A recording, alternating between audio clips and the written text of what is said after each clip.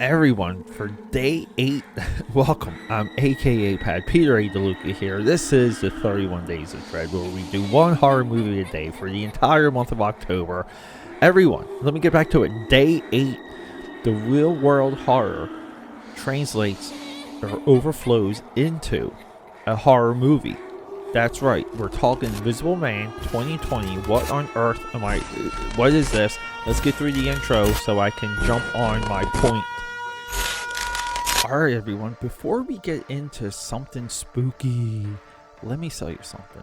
Trial by Fire. It's my comic book available right now on Indiegogo. Link in the description. And I will see you on the printed page. Okay, holy, that intro blew my mind because I wasn't going to make a point until I was making that intro. And look, a lot of times when I record, I just let it fly. But everyone, thank you for joining me. This is the 4th time we're doing this. So four years we're doing the 31 Days of Dread. We're at day 8, and I love it, okay? We're doing Invisible Man 2020. What I'm getting at is that COVID hit. It swept the world. It changed our lives. It completely reformatted everything. And this movie was victim of it. You know, this movie ran right into COVID and was dumped on instant access for Amazon. As soon as I saw it, I had to get it because this movie had good buzz. And rightfully so. This movie was made for like no money. Okay, our previous movie, the previous 2 movies were made for nothing. But then we have like a movie like From Beyond during our H.P. Lovecraft block. That was like a $500,000 movie. I would say with inflation, this movie's got to be comparable. It's got to be somewhat close to an 80s $500,000 movie. Okay, I'm not going to look that up. I'm just talking here. But it's got to be close. And Leah Winnell, okay, that's our director. He's the guy that did Upgrade. He comes from the School of Saw. This dude's legit, okay. Anything he does, I just want to watch. I just want to experience it because the guy knows how to build worlds. He knows how to be intense. He knows how to be funny. Like, he knows actors. He knows actresses. Elisabeth Moss is our girl in this movie. Can we just say it? Is Elisabeth Moss the best actress today? I think she is. I think there's no one even close to Elisabeth Moss when it comes to straight up talent. And that is why, to me, she's the sexiest babe on earth. Okay? 'Cause she's just too good. Okay? Too talented. If you're talented, I think you're hot. Okay, I don't know. My mind goes. Dirty things start happening in Peter's brain. Okay, so what's this movie? This is a breakup movie. I think last year, day 1 was Midsommar. That's a breakup movie. This is a breakup movie. This is a girl that can't get rid of a guy. And the guy, guess what, is a super genius that runs into the same CEO faults that Upgrade had, which is stupid and formulaic by the end. But we kind of don't like these guys, and we want them to get it, okay? And he gets it at the end. Great hook. They have to do a sequel for this movie. They have to call it Invisible Woman because she has this invisible suit by the end of this flick. And this movie... it's a straight up like science fiction cautionary type tale too, and I don't know. I mean, there's just so much solid commentary in this movie. Again, what horror does, what science fiction does. Science fiction usually does the commentary, and horror usually reflects from within when those 2 genres are at their most effective. So, what's the plot? The movie begins. And she's escaping from this guy. This guy is not maybe like it's hinted that he's physically abusive, but seems like he's more mentally abusive and he's more controlling. And she does all of these things to escape. And once she escapes, she is endlessly paranoid that he's going to come for her.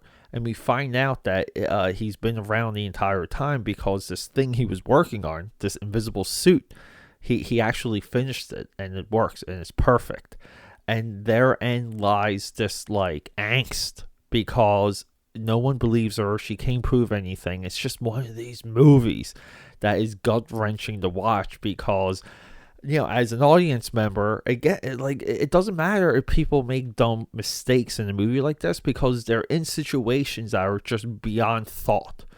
Everyone acts like they would do something different. It's like, I don't think so. And that's what made this movie so freaking fun. And look, spoiler here, I don't care.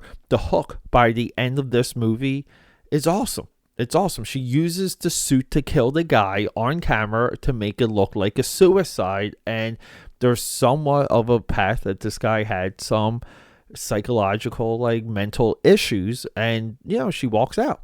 That's it. She's done. I don't know. I think it's great. You have to watch this movie. The special effects are good. The music's good. Everything's good in this movie. I'm not sure I would change anything. Anything I would say I would change flows into our Day 9 movie, which the Paul Verhoeven, Kevin Bacon I say that a lot. Masterpiece. It's called Hollow Man. And you forgot that it existed. It is down the memory hole. We're going to punch through into that memory hole and rip out Hollow Man with an amazing Jerry Goldsmith score. And I'm going to wave in front of your face, because I think I can talk about 30 minutes alone on the genius of that and the absolute genius of Paul Verhoeven.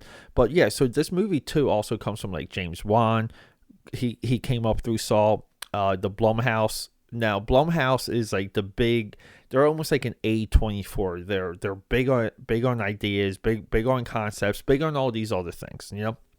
And the Invisible Man at one time was as a property connected to the Tom Cruise Mummy movie, and it was they called it the Dark Universe. And I think Johnny Depp was going to be the Invisible Man.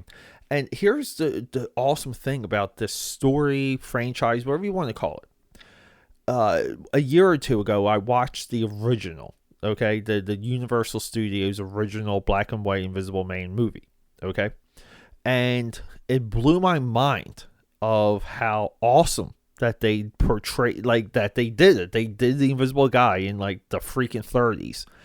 But how psychotic he was once he was possessed with the power. And I didn't realize it went that hard in the paint when it comes to how destructive and how meddling into world affairs and derailing trains and doing all these things that this guy wanted to do to put people in their place so he can have control. And all of those ideas are in this movie, and this is what makes the Invisible Man, we'll call it franchise, perfect. I mean, I think there's better pound for pound interpretations of the Invisible Man than any other of these Universal creatures or monsters.